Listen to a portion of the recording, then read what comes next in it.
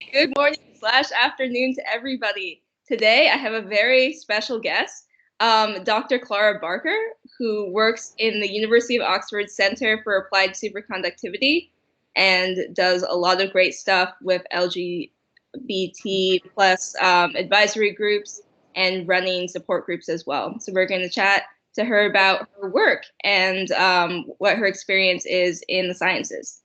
So I'm just gonna go ahead and jump right in here. Can you talk a little bit about your work in material sciences? And for the people, a lot of the people who watch this are wildlife conservation people, or they might be just kind of learning about science. Can you kind of explain what material science is? Yeah, so I think not many people would really know what material science is anyway. I come across that a lot. So material science is kind of a hybrid of physics, chemistry, and engineering. So I've worked in different groups that have had actual backgrounds in different departments or been in chemistry or physics departments or engineering departments. So we work to develop new materials, whether they're thin materials or thicker materials, bulk materials, basically anything that we can use practically. So we like, as a science, we work heavily with industry because it's, what does industry need? Do they need a material for protecting things? Do they need a better conductor? So, you know, some of the examples I have are my glasses have got anti-scratch coatings and they've got anti-reflective coatings. They're thin film materials, which is some of the sort of projects I've worked on. Obviously, touch screens on phones, they have conductive layers, so things like that. Cool. So it actually sounds like really practical stuff. So it's like taking kind of the theory behind physics and things like that and then applying it to the real world, which is really cool. Yeah, and my current, I think most of my projects actually have always had a heavy collaboration with industry, and I know my current lab does as well. Very cool. Awesome. So as we know, you are a very active advocate for transgender presence in the workplace and in the sciences. Can you talk a little about your experience transitioning when working in the sciences and were your colleagues supportive? Because I think this is a big question that a lot of people who are thinking of coming out have, and that they're nervous about, you know, how it will affect their careers and their job prospects and stuff like that. Absolutely. And I think it's important that we do share these sort of stories. I personally never thought I could transition at work. So I started out, my first degree was engineering actually, and I worked in industry in the engineering field, which is still has a reputation for being quite masculine and straight. And so I didn't think that I could transition. And when I went to university to do my PhD, I was working on a lot of collaborations, and I was working at labs all around Europe and with people around the world. I went to loads of conferences. The things that I was working on were quite cutting edge, if not quite practical necessarily. We tried. Very cool. So I got to work in a lot of different countries and travel around, and I met two out LGBT people in 13 years, 14 years. Yeah, I met two. We know statistically is rubbish, but no one was willing to sort of be open and be openly LGBT. I met no trans people. Now, you know, I know now that there's loads. You know, there are. We exist, but I didn't see that. I didn't have that visibility. So I carried on during my PhD and during my postdoc years, just assuming that I had to either be a scientist or be openly trans, you know, transition. I thought it was a choice.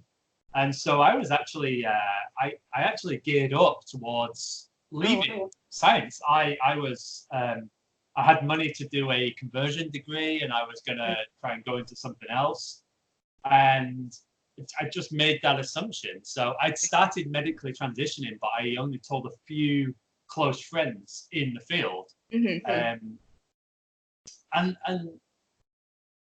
I actually, afterwards, at a certain point, I transitioned, and I did so when I moved back to the UK. And I only came to Oxford to do the interview for this position, just to prove to myself how bad they'd be to an openly trans person. My gosh. Like, I just came to sort of prove to myself, yeah, they won't accept me. And during the interview, they just asked about my qualifications, about my experience, what I could do. They asked about my job. Right. They were fine. They didn't mention anything about me being trans. Right. Like, it shouldn't matter in the workplace anyway, because it's about your ability to do the work. So, yeah. I think so, right? But I don't know. I just had this assumption that I was going to be on the receiving end of negativity, and I'd been misgendered and my dead named. And actually, they were great. And I remember leaving going, oh no, if they offer it me, like, I'll have to take it, because they were really nice. Like, that's really cool. Yeah, and so they did offer it me, and it's been a wonderful place to work. And going back and talking to all those people that I used to work with, right? Generally, most of them have been like, okay, yeah, that's fine. Okay, no problem. Everyone's been really cool. I'm expecting like fights and battles, and everyone's like, oh no, it's fine.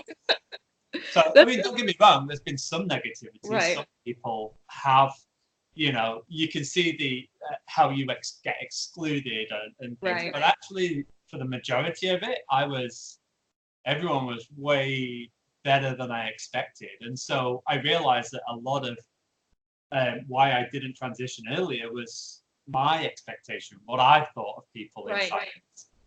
And so that's why I started talking and sharing my story and just being like, you know what, I assumed that everyone was going to be a jerk, and they're not. And I feel really bad for thinking that about people. So, don't make the mistakes I did. Like, maybe people can actually be cool. Yeah. Right. I think people can really surprise you sometimes. But the other thing that kind of struck me about that story real quickly is that there didn't seem to be a lot of support for you, though, when you were transitioning in the workplace. Was it because of when you did it, or do you think it's kind of becoming different now, or? So it's difficult to say. I specifically moved out of the UK. I moved abroad. So I actually moved.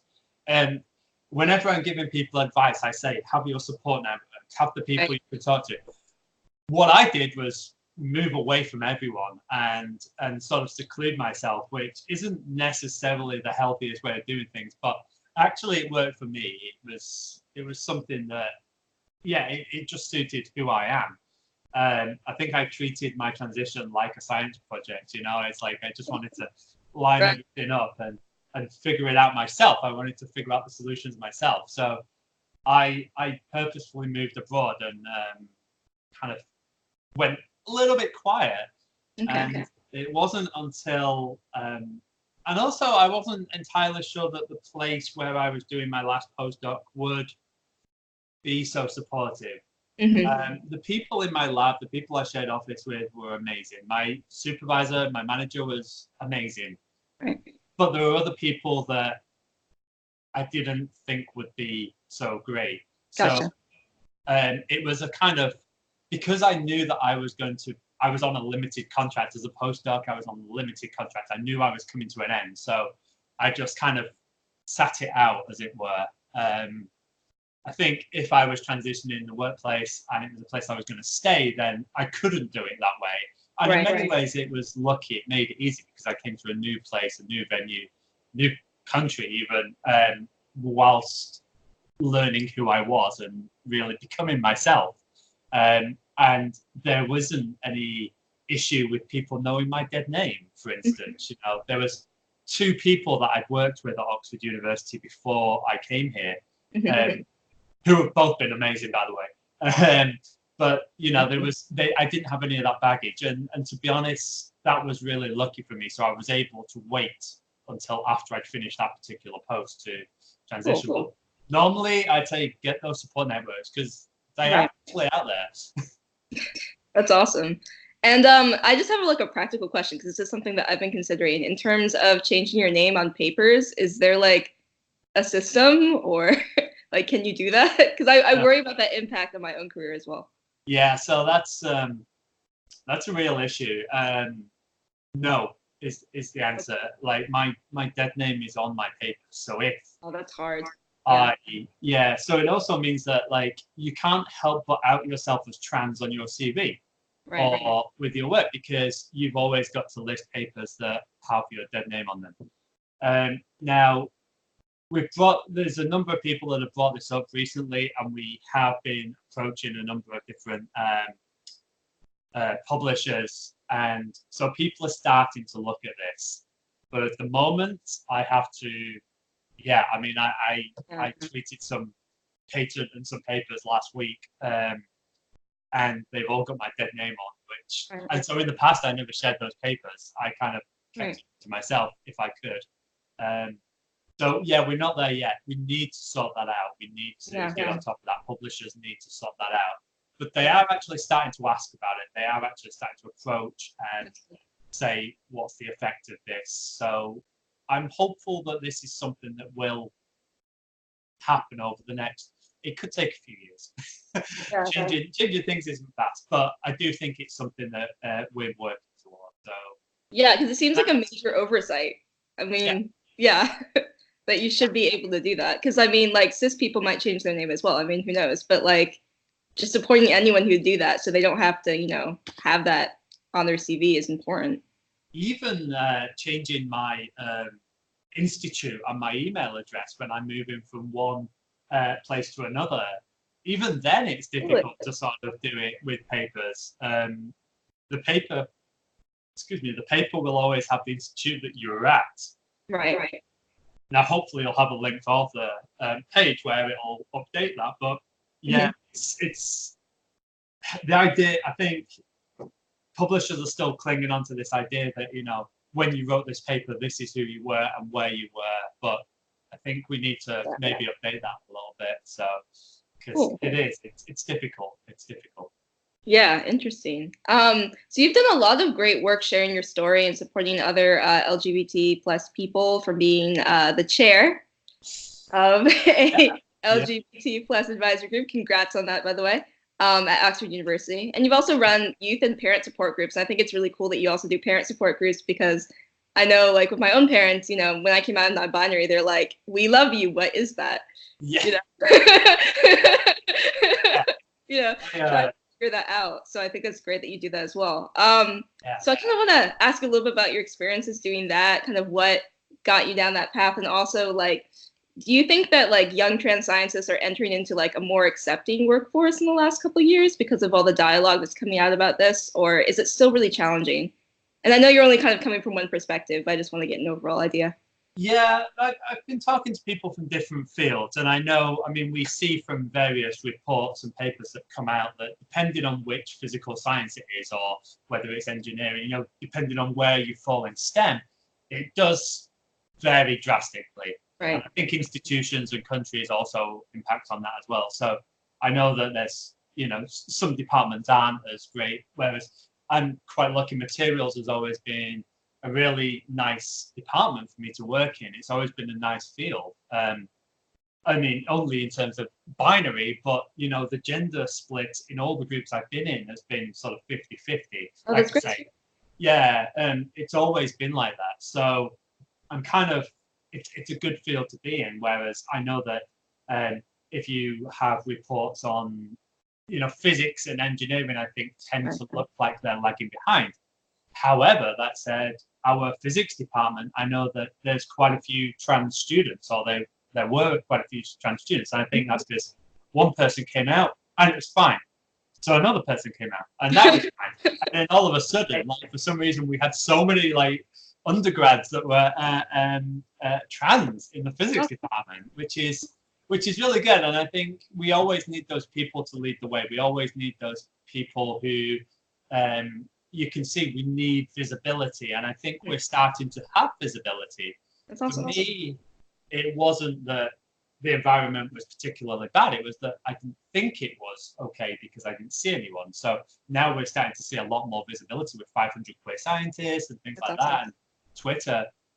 Now we know that there are trans people out there. We know that there are LGBT people out there in the sciences. And so I think that's really important. And also, when things do go wrong, you are able to put a call out on Twitter and get advice as well. Right. The internet is such a powerful and amazing tool. I said before that I didn't really have support, but a big thing that gave me power transitioning was watching YouTube and seeing people that were more similar to my age who were transitioning, and how they were living their life, you know, and that's, I needed those. I needed to see those people, and so yeah, I think that we are getting better, and as a result, more people are speaking out, and it's nice to see, you know, the American Physical Society and the Royal Society of Chemistry, the Institute of Physics in the UK, the Royal Society. They're all actually putting time and effort into asking us questions, to doing surveys, and like I say, they put out a few reports. The Institute of Physics, Royal Society of Chemistry, and the Royal Society of Astronomy, it's a mouthful, just put out a report earlier in the year, and they had over 1,000 people responding about what it's like to be LGBT in science. And they put a lot of effort into promoting that as well. So people are actually starting to ask, and if they start to ask genuinely, then we can start to change the culture. And I do think that things are improving. We've still got a ways to go, but it's going in the right direction. That's good. Yeah. I just did a video with someone on diversity in STEM portrayals in media, and something struck me is that there's no trans or non-binary scientists in like major media, so it's hard to like have that representation as well. Because I mean, like before, like when people are trying to choose their careers, a lot of the time they choose it based on, you know, what they read or what they see on TV or you know, all those things. So yeah. I think it's really so I've been doing quite a lot of work with outreach. So I've been going into schools and I've been saying, hey, I'm a trans scientist, you know, I'm a scientist who's trans even. And so I did one outreach thing last week in a school. So there was 5 schools, and I think there was 220 girls in the audience, you know, and they got to see different scientists in that event. And I go into quite a few schools. And I also go into quite a few schools through, so in the UK, we've got a big charity called Stonewall, who campaign for LGBT rights here in the UK. And I often go into schools through them, and I make a point of saying, hey, I'm a scientist at Oxford University, you know, like I'm covered in tattoos and I'm a trans and I'm a scientist at Oxford. Awesome. So I try and, so I think hopefully young people are going to be exposed to more different people, and I think that outreach, just seeing people, will really help. But I do agree, if I ever get invited to go on like the news or TV for whatever it is, and they're only ever small things, but if I ever get invited, it's to talk about trans issues, and I happen to be a scientist. And for me, the real success is, you know, when the BBC give me a science show, and it's like, hey, we've got this scientist. Oh, and they're trans, by the way. You know, that's what we need. We need to see representation in those roles because of their abilities, because of what they can do, and they happen to have diverse characteristics, whether it's being disabled, whether it's being black, whether it's being different religions, and also being LGBT. So that's when we really will start to see change. Yeah, because that's like true inclusion. It's not just kind of making a character diverse so they can kind of like talk about diverse issues because it's not being spoken about. It's like the assumption that it's already being spoken about and they're just kind of awesome and doing their jobs. There's a few TV shows where they've had characters that have been LGBT, but not mentioned it. They just were. And that's great. That's true representation. That's true equality. You know, it's just dropping it in passing and not talking about it. It's just, they're just there. That's amazing. That's so good. And it's also like people shouldn't have to go around going like, hey, I'm non-binary and like these are all my other traits, you know, or like, hey, I'm trans and these are all my other traits. Like you should just be able to be a person. Yeah, I mean, it's really important. At the moment, I make a point of putting it in my bio and writing about it, because at the moment, I think we're lacking on that visibility. We're lacking that representation. So I'm making a point of highlighting the fact that I'm trans. But yeah, I'm really looking forward to the day. You know, I'm really excited to see other people who I know are trans, but they don't even mention it. They just say, hey, I'm good at this, I'm good at this, I'm good at this. And that's awesome. That's what we want. That's where we're going.